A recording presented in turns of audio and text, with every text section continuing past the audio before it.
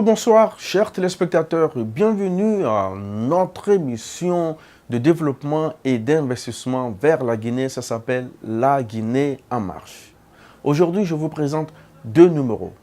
La convention de la coordination de la basse-côte ici aux États-Unis et professeur Abdullah Gallo, il est professeur dans 3 différentes universités ici à New York.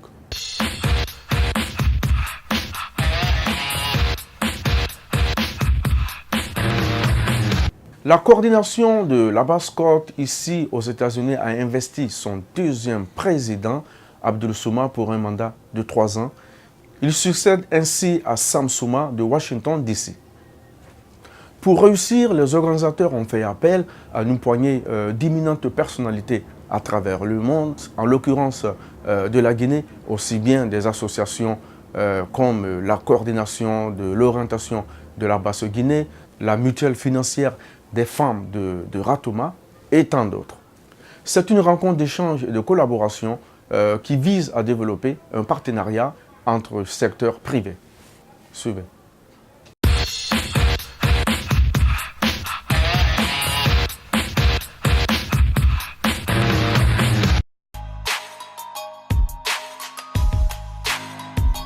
La deuxième convention organisée par la coordination de la basse-côte aux États-Unis a mobilisé les Guinéens des 4 coins du monde et de la Guinée. Il s'agit pour les membres de redéfinir leur mission et de relancer les activités de l'association dans une nouvelle dynamique. La convention a pour objectif de réunir les Guinéens de la basse-côte, de tous les États aux États-Unis ici. Et nous sommes là ce soir pour investir notre président élu. Après avoir organisé au niveau des États, nous voulons fédérer ces organisations et nous nous retrouvons ici ce soir pour investir le président élu pour les 3 années à venir pour la dite coordination.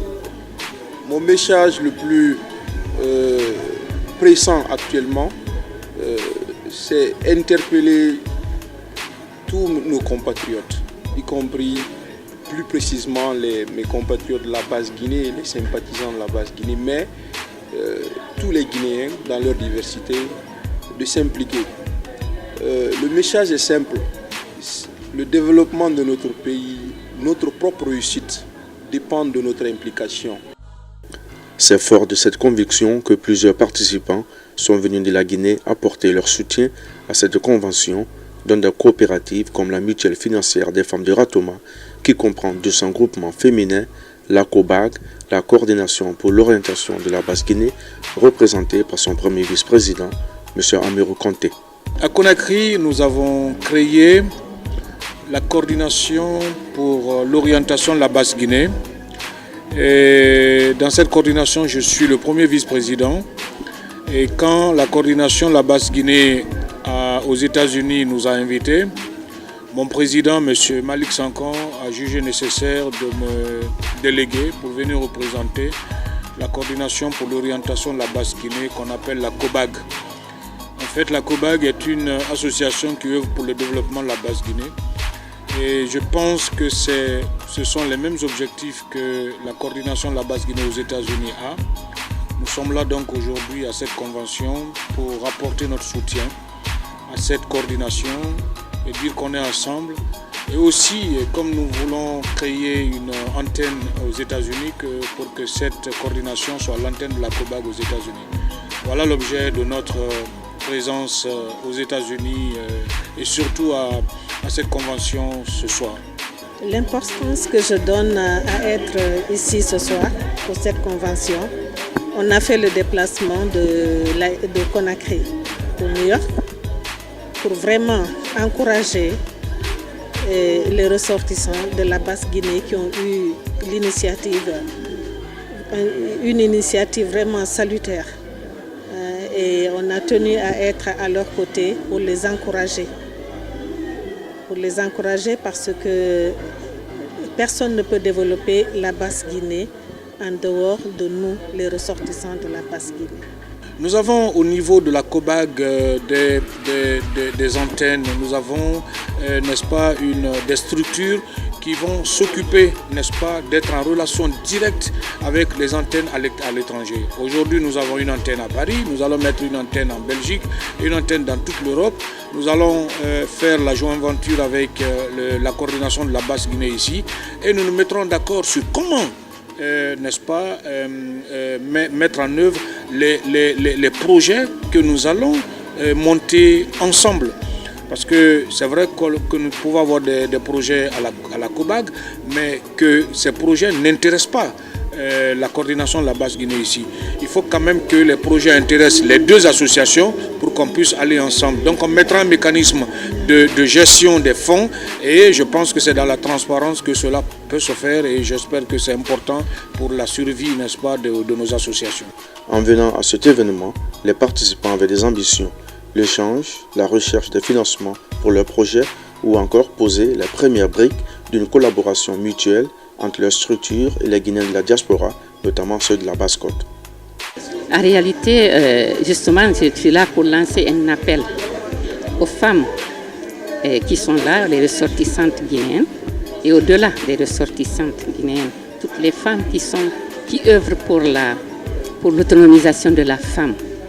Et au-delà même des femmes aussi, je lance un appel à nos frères, à nos compatriotes qui veulent aider leurs femmes, qui veulent aider leurs filles à pouvoir assurer leur autonomisation, à lutter contre la pauvreté, à s'investir dans le développement des activités génératrices de revenus pour amener la femme à améliorer ses revenus. Vous savez vous-même qu'on ne peut pas parler de promotion de la femme, on ne peut pas parler d'autonomisation si une femme n'a pas les moyens économiques, si une femme n'a pas accès au pouvoir, si une femme ne peut pas lutter contre les pesanteurs socioculturelles qui constituent aujourd'hui pour nous des blocages, si une femme ne connaît pas ses droits. Donc, nous sommes venus ici pour demander aux ressortissantes guinéennes qui sont là, aux filles et aux nos frères, de bien vouloir soutenir cette initiative qui a été lancée par 40 femmes qui sont porteurs du projet, qui ont cotisé de l'argent, qui se sont dit, si elles sont dans l'entrepreneuriat et d'autres ont pu quand même augmenter, en tout cas améliorer leurs conditions de vie, il faut être solidaire. Vous savez, la solidarité manque entre les femmes. Et la meilleure preuve de faire cette solidarité, c'est si celles qui ont un peu de moyens pensent à celles qui n'ont pas du tout les moyens, c'est-à-dire les femmes qui sont dans des conditions défavorisées, qui sont pauvres, mais qui luttent. Écoutez, je suis très honoré et très content de voir déjà la communauté guinéenne qui aujourd'hui se mettent ensemble et qui pensent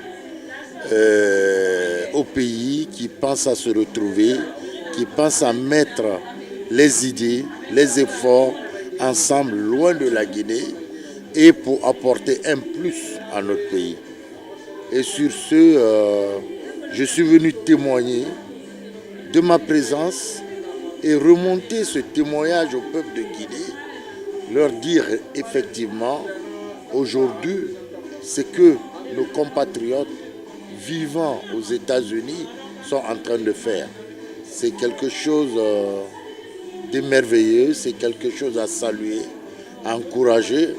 En tant que directeur de publication, président d'Union de la presse libre de Guinée, c'est de restituer à mes confrères, à mes amis de la presse guinéenne, leur dire réellement ce qui s'est passé aujourd'hui, ce 27 mars, du côté de New York.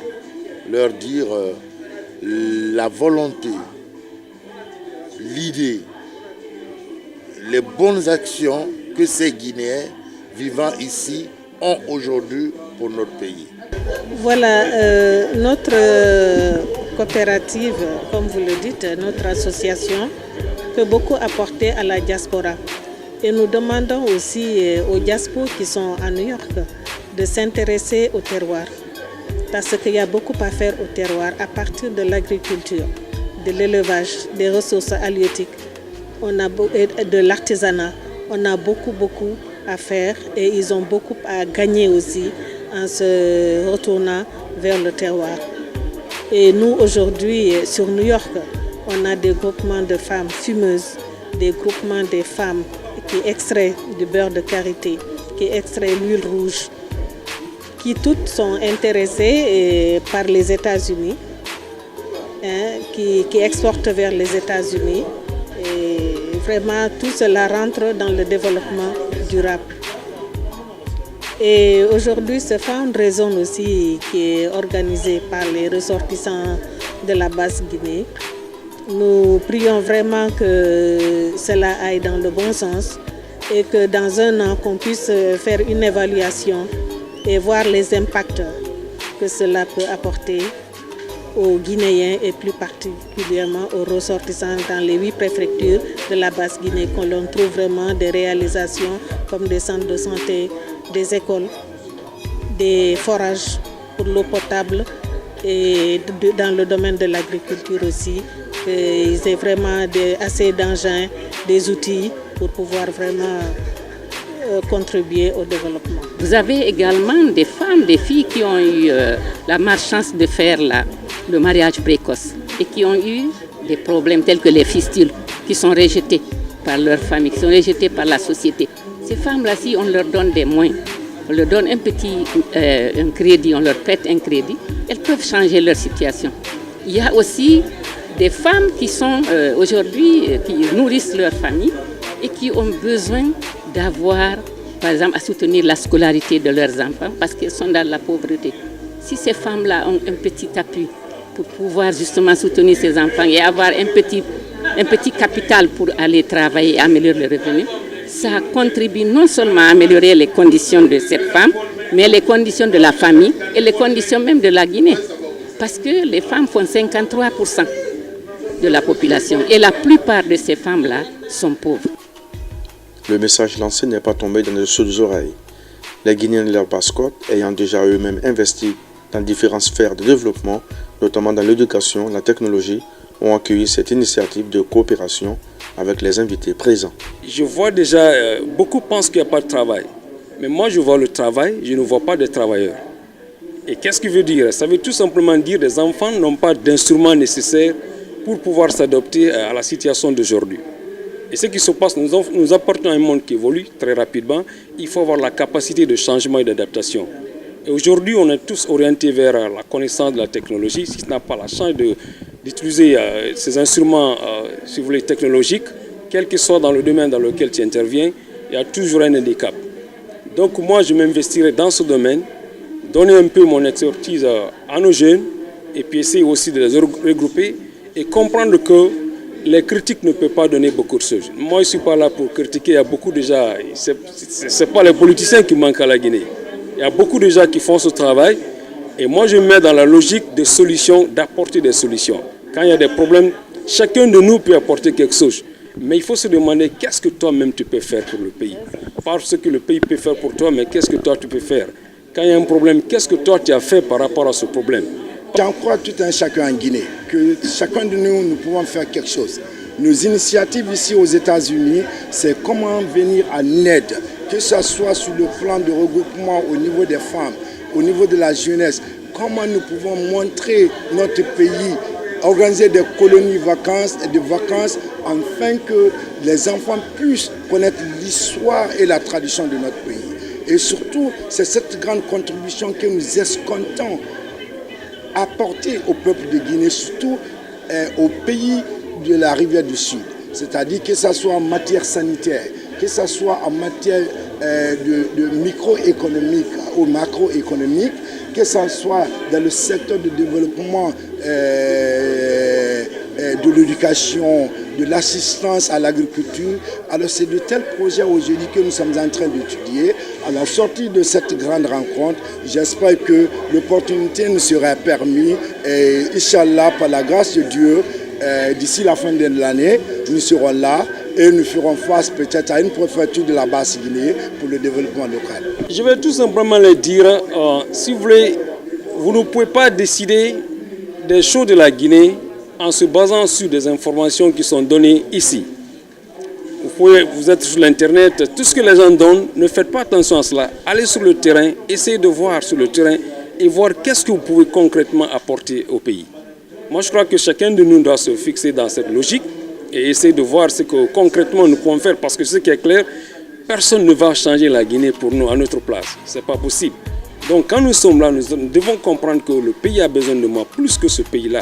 Alors essayons de prendre le maximum de formations qu'il faut, d'éducation, et essayer simplement de partir là-bas, redonner à notre population.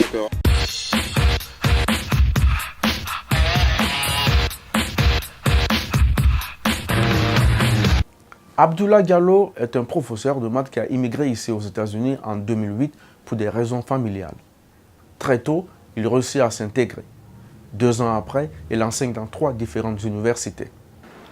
Dans ce reportage, il nous donnera son point de vue sur l'enseignement en Guinée et bien sûr, nous parlera d'un probable retour au pays pour y apporter son expertise pour l'enseignement guinéen.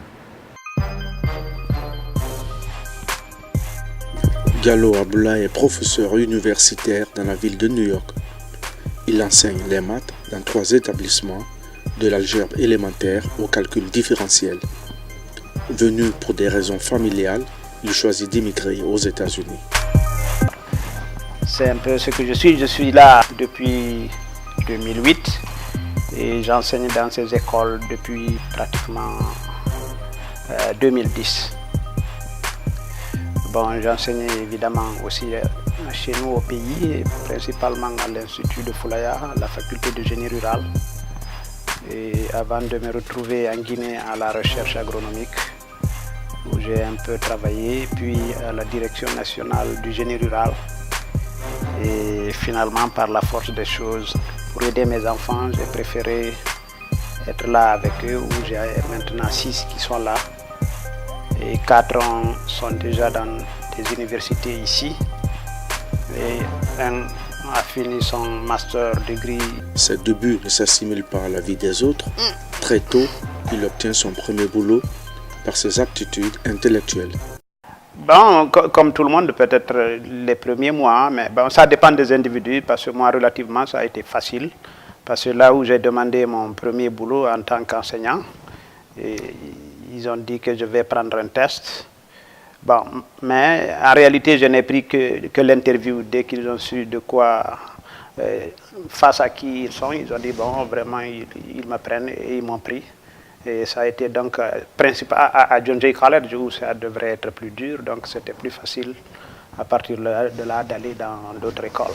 Le cas spécifique des États-Unis, c'est autre chose. Ici, ils ne reconnaissent que les diplômes d'ici. Attention, ça ce n'est pas seulement parce que moi je suis venu de la Guinée. Si tu viens de la France, tu es ici, on ne te prend pas.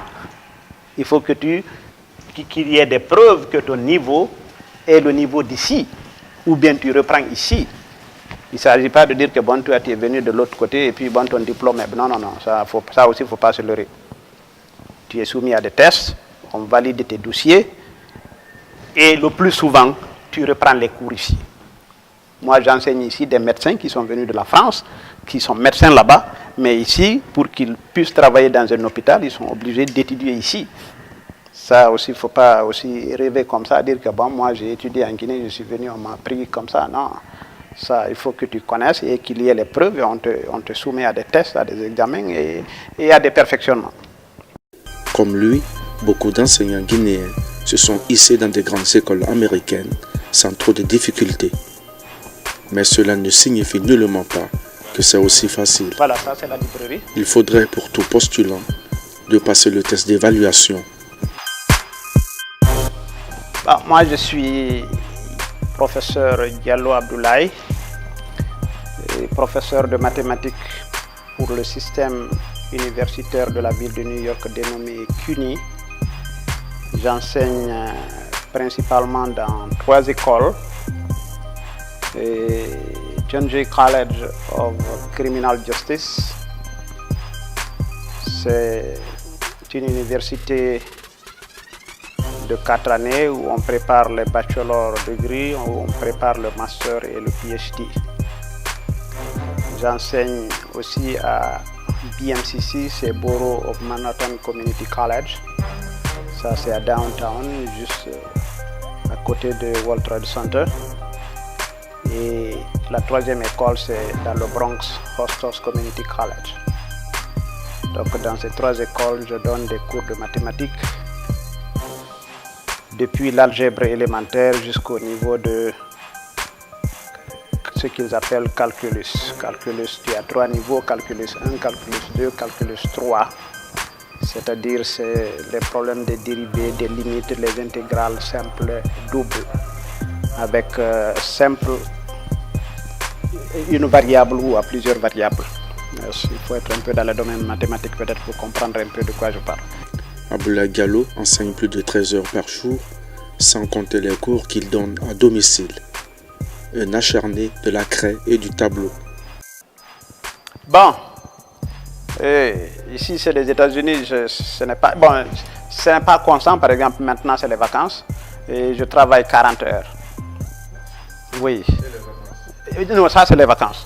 En dehors des vacances, je peux travailler beaucoup plus parce que enseigner dans une université, aller dans une autre, et quel que soit. Bon, par exemple, certains jours, je travaille de 8 heures à 21 heures. Oui, enseigner ici de telle heure à telle heure. Par exemple, si je vous donne par exemple, je prends juste mardi. Mardi, j'ai classe à Borough of Manhattan Community College de 8 heures à 11 heures. J'ai classe à Hostos de 18 heures à 21 heures. Maintenant, dans l'intervalle de midi à 17 heures, il y a ici ce que nous appelons le système de tutoring, c'est-à-dire les étudiants qui n'ont pas compris leur cours, on peut les aider. Et donc, quelquefois aussi, par exemple, les mardis, je fais ce travail-là. Donc, par exemple, les mardis et les jeudis, c'est mes journées les plus longues. Il faut bien étudier. Est-ce que tu es prêt à bien étudier? Ok. D'accord. Situé dans le Bronx, professeur Abdoulaye nous fait visiter dans un éclair l'un de ses établissements où il enseigne. Nous sommes à Hostos Community College avec ses avantages qu'il offre aux étudiants africains et guinéens qui veulent étudier aux États-Unis.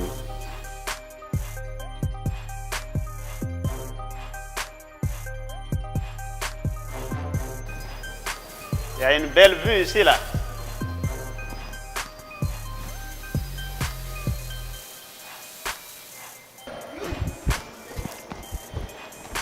Tu as vu, c'est une bonne école. Et puis cette école-là est faite principalement, c'est des étudiants qui viennent là. Et les Guinéens, il y a beaucoup de Guinéens qui étudient ici. Oui, il y a beaucoup de Guinéens qui étudient ici. Et des Ivoiriens, des Maliens, naturellement des Américains, des gens de tous les pays du monde. Bon, et aussi cette école, ça c'est bien pour l'information chez nous, cette école accepte, parmi toutes les écoles de CUNY de New York, c'est seulement cette école qui accepte les étudiants venus par exemple de chez nous qui n'ont pas le TOEFL. Oui, le TOEFL. Si tu n'as pas le TOEFL, Hostos accepte que tu sois, donc ils peuvent t'envoyer la demande de visa pour venir ici. De ces années passées aux États-Unis, professeur Abdoulaye Diallo a approfondi ses recherches. Il donne son avis sur le système de l'enseignement guinéen. S'il se réjouit du programme de l'enseignement pré-universitaire, il déplore que les méthodes sont touffues de corruption et de légèreté. Je dirais plutôt comparé à notre pays, parce qu'en Afrique je ne connais que la Guinée. Je sais que les programmes d'enseignement, principalement de l'enseignement préuniversitaire, les programmes sont bons. Je ne dis pas que le système éducatif est performant, mais je sais que les programmes sont réellement adaptés. Quelqu'un qui les maîtrisait là-bas, il lui est facile de s'insérer ici. Bon, je ne vais pas parler beaucoup du système éducatif guinéen qui a naturellement des choses qu'on peut reprocher, mais bon, quant au programme, ils sont bons. Le problème, c'est comment les gens sont en train de gérer ces programmes-là là-bas dans les écoles ou bien au ministère. C'est peut-être la question. Bon, pour moi, si les programmes sont bons, si le système de gestion de management était bon, et le système éducatif guinéen n'aurait rien à se reprocher par rapport à d'autres pays, y compris ici. Mais c'est peut-être la fraude, les corruptions et autres qui font que c'est peut-être un peu enviable. Sinon, moi je dis encore une fois que les programmes, en tout cas de ce côté-là, je suis satisfait des programmes d'enseignement en Guinée. Et si on doit toucher, c'est la gestion, c'est le management, c'est la rigueur. Alors, que propose-t-il? Bon, s'il s'agit de faire des ressources, par exemple, pour le cas spécifique de notre pays, la Guinée, je l'ai dit tantôt, c'est d'abord la rigueur et la qualification des enseignants. Et quand tu prends, ça c'est pratiquement à tous les niveaux, depuis l'école primaire jusqu'à l'université.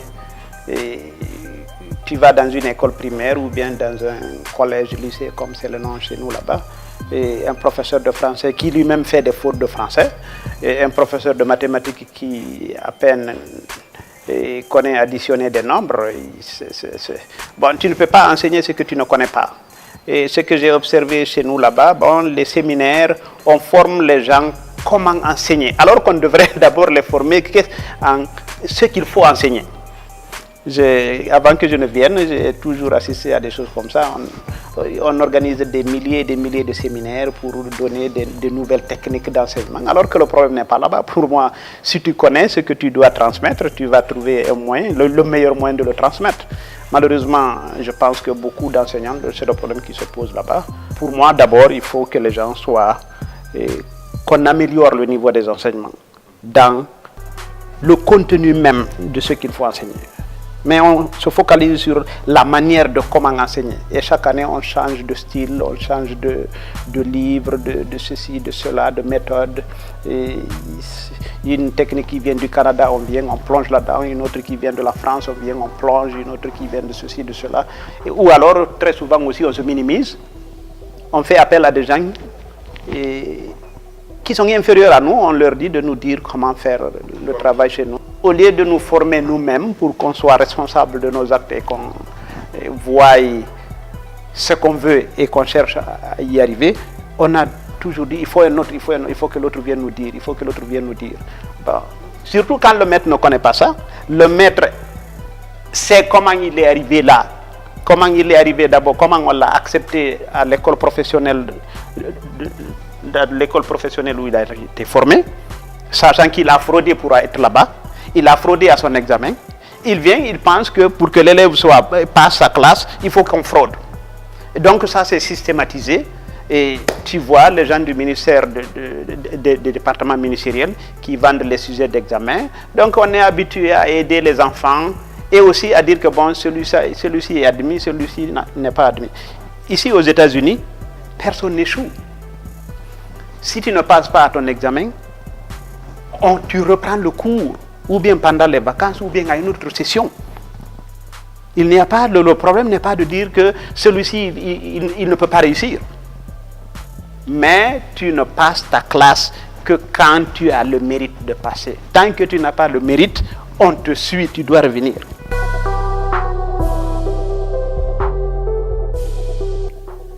De la formation pédagogique de l'enseignant au niveau intellectuel de l'étudiant, une priorité du gouvernement guinéen a doté chaque étudiant d'une tablette didactique. Ce nouvel outil permettra de renforcer la qualité de leur formation de la première année de leur cycle universitaire. Professeur Gallo se prononce. Non, c'est indéniable et je sais que ça au moins les autorités guinéennes le savent. Et je crois qu'ils sont en train de s'y mettre quand même parce que je suis souvent ici lisant sur internet, le président a un volet, un étudiant, un ordinateur. De toutes les façons, je sais qu'ils en ont l'idée. Donc, il ne faut pas que, c'est pas parce que je suis aux États-Unis que je dois nier ce qu'ils connaissent. Je sais que ça, ils le connaissent. Il faut ça. Et aujourd'hui, l'internet, l'informatique sont incontournables pour l'éducation. Et je sais qu'ils en sont conscients, donc c'est pas aussi que je minimise trop ce qu'ils savent ou ce qu'ils font. Et encore une fois, je dis que c'est juste la rigueur dans la gestion des écoles. C'est principalement ça le problème. En plus de ses expertises, professeur Abdoulaye Gallo a animé une conférence avec une ONG pour une collecte de livres pour la faculté d'anglais en Guinée. Il exprime sa profonde déception face au silence des récipiendaires de n'avoir pas accusé réception de leurs dons. Bon, moi j'ai animé ici une ONG. On a collecté ici 1 millier de livres qu'on a envoyés en Guinée pour les départements d'anglais des facultés où on enseigne anglais là-bas. J'avoue, j'ai été un peu déçu à l'issue de la chose parce que on a fait envoyer les livres. Même une lettre de remerciement à l'ONG pour dire merci, nous avons reçu, on n'a pas... Bon, donc tu as vu, c'est un peu délicat quoi. Donc l'année qui a suivi, on a été obligé d'envoyer les documents dans d'autres pays. Oui, parce que qu'est-ce que tu veux? On ne demande pas de l'argent, juste une lettre pour dire on a reçu et merci, pour qu'on donne ça aux gens qui ont offert. Moi, je n'ai pas l'argent pour acheter 1000 livres envoyés en Guinée. Hein, c'est des gens qui ont donné. Ces gens-là peuvent vous douter si moi j'ai envoyé les livres ou bien si je les ai vendus. Voilà, parce que c'est la chose, c'est juste une preuve. Tu sais, ici, c'est tout, on dit proof. Tu dois prouver.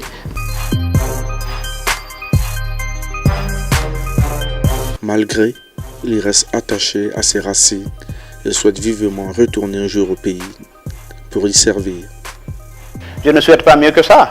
Et si j'enseigne ici des Chinois, des gens du monde entier, et pourquoi j'ai enseigné en Guinée? Ça, j'ai enseigné quand j'ai fini l'université à Foulaya, on m'a gardé là, j'ai enseigné là une dizaine d'années. Ça, c'est pas parce que je suis venu ici que j'ai. Et d'ailleurs, c'est parce que j'ai enseigné là-bas que j'enseigne ici. J'ai trouvé que c'est le métier qui m'était le plus accessible. Bon, vous savez, la raison de ma présence ici, je dis, c'est l'éducation de mes enfants. Les tout petits là, si je les vois un peu dans une certaine direction, je préfère rentrer pour servir le pays si j'en ai les possibilités, ou bien pour entreprendre des choses privées, personnelles. Et je n'ai aucun pays que je puisse comparer à la Guinée. Et donc, je le dis franchement, je ne suis pas ici parce que j'aime ici plus que la Guinée, ou bien aussi parce que je ne peux pas vivre là-bas, non. Juste parce que je veux, durant tout le temps que j'étudie en Guinée, je me suis battu pour que j'aille prendre des cours dans des universités enviables. Je n'avais pas pu pour une raison ou pour une autre, ça c'est toute une autre histoire, liée à mon nom, liée à ceci et à cela, des choses qui sont un peu passées. Donc je n'ai pas voulu que mes enfants tombent dans une situation de ce genre. Donc l'occasion qui s'est offerte, et j'ai dit que bon, ça, moi ce que j'ai vécu, je ne veux pas que mes enfants le vivent, et j'avoue c'est la seule raison pour laquelle je suis là. Bon, mon mot de la fin est que donc je suis là.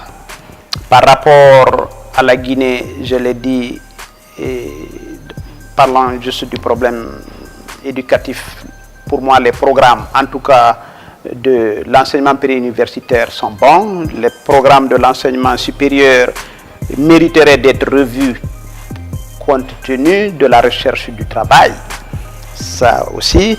Mais donc les programmes de l'enseignement élémentaire, secondaire, du lycée, c'est ça, secondaire, et ces programmes sont bons. Je suis en train d'apporter ici ce que je peux aussi aux familles des Guinéens qui sont là, parce que en dehors de mes activités dans ces universités-là, je vais dans certaines familles aider les enfants, parce que nos parents, comme vous le savez tous, nous sommes très versés dans la religion, et souvent, et les gens n'ayant pas étudié ici, ils n'ont pas la possibilité d'aider leurs enfants. Donc, ce que je peux, je vais dans certaines familles où l'accès est relativement facile, où les enfants ont une certaine manière de se comporter, parce que vous savez, ici aussi, ce n'est pas facile avec les enfants, tout ça. Mais donc, bref, autant que je peux, je suis en train de soutenir nos parents ici dans le domaine de l'éducation. Et si je suis sollicité, je suis prêt et je souhaite vraiment apporter le peu d'expérience que j'ai en matière d'éducation à notre cher pays, c'est notre pays à nous tous. Et donc, oui, mon contact téléphonique c'est 646 945 69 50, évidemment précédé de 001.